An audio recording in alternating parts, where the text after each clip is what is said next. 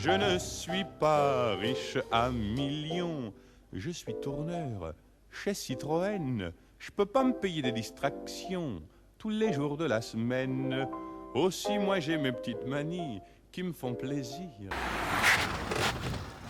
Jean-Michel, Bonjour Étienne, alors votre jouet, qu'est-ce que c'est? c'est une Citroën Traction, c'est une 11 berline, version 1951. Et c'est une voiture qui roule tous les jours? Non, pas tous les jours, mais régulièrement, régulièrement. Quand l'envie s'en fait sentir, et puis voilà, pour le plaisir. Alors pourquoi ce modèle-là de traction? Ça vient de ma jeunesse, quand j'étais tout gamin. Cette voiture m'a toujours attiré, j'ai toujours aimé les Citroën, et particulièrement la traction.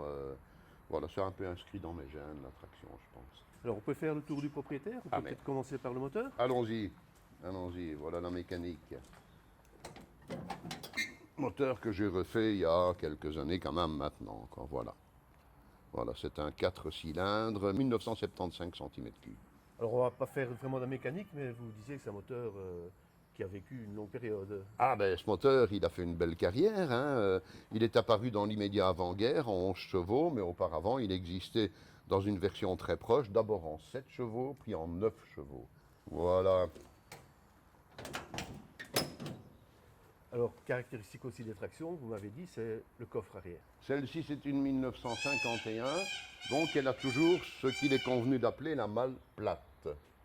Et à partir de milieu 1953 est apparue la malle bombée, donc le coffre était alors comme ceci. La roue de rechange n'était plus posée dessus, elle était à l'intérieur. On va jeter un coup d'œil au tableau de bord. Alors, allons-y au tableau de bord.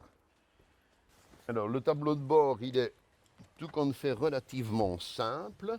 Dispositif de réglage de l'avance à l'allumage, le choke et le démarreur. Quoi d'autre encore? Le compteur kilométrique avec une horloge incorporée. C'était le grand luxe.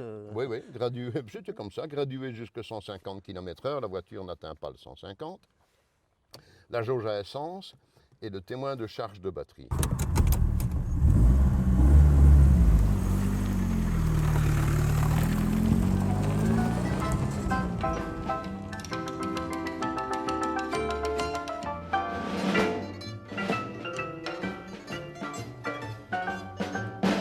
Traction, vous l'avez trouvé comment?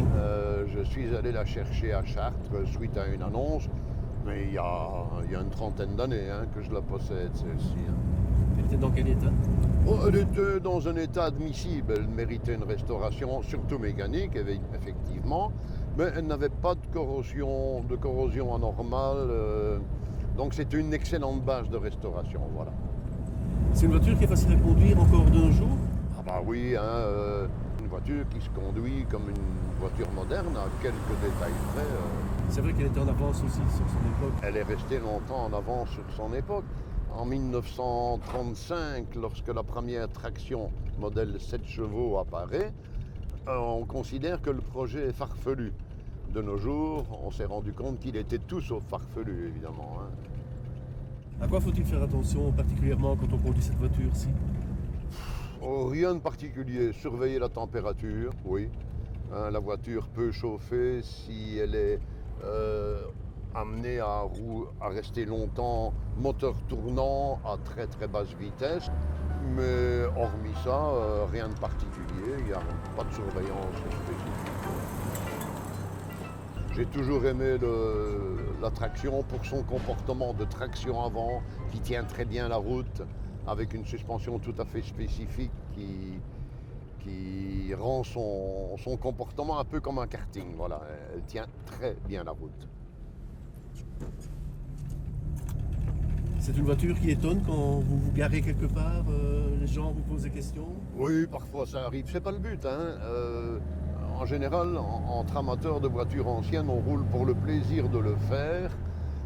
Et pas nécessairement pour des raisons d'exhibitionnisme, c'est pas le but, mais c'est vrai que ça attire la sympathie des gens, surtout des gens d'une certaine génération qui les ont connus encore. Voilà. En général, moi je préfère rouler dans des chemins de campagne à mon rythme, savourer le paysage et savourer le bruit de la voiture et son comportement. Elle est magistrale dans les parcours sinueux, vu sa tenue de route et son agilité. Donc je préfère rouler en race campagne, voilà, c'est plus agréable. Et si vous nous emmenez où? Ah ben on va aller faire un tour du côté de l'abbaye de Bonne-Espérance, et puis du côté de Pessan, Rouveroy, Foreux, des petits coins bucoliques bien de chez nous. Alors, tu as vu un truc de vieux tractionniste, quand j'ai enclenché ma première vitesse, j'ai d'abord balayé ma troisième.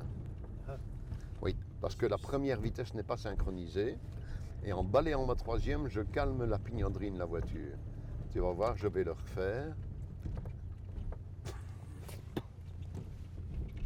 Voilà, je m'arrête ici. Alors, si je débraye et je mets la première, tu as entendu? Par contre, je fais ceci, plus rien. Parce que j'ai touché la troisième, j'ai ralenti la pignonnerie.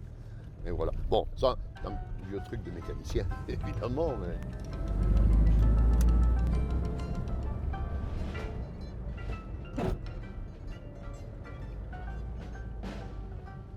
Parfois, ça grince un peu, quand on n'est pas vraiment attentif pour changer de vitesse, mais c'est bien. C'est à cause du conducteur alors? Ah oui, oui, oui, je pense que là, j'étais pas trop attentif, et voilà. Sinon, la première n'est pas synchronisée, mais les autres vitesses le sont. Hein.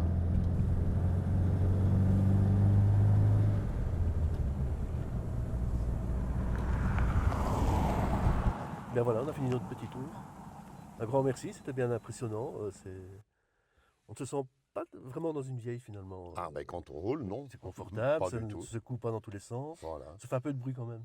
Ça fait un peu de bruit, ça dépend à quel moment, voilà. Ben, je vous souhaite beaucoup de plaisir. Eh bien, Le temps de nouveau magnifique pour les maintenant, amateurs d'ensemble. on va pouvoir en profiter. Bonne route.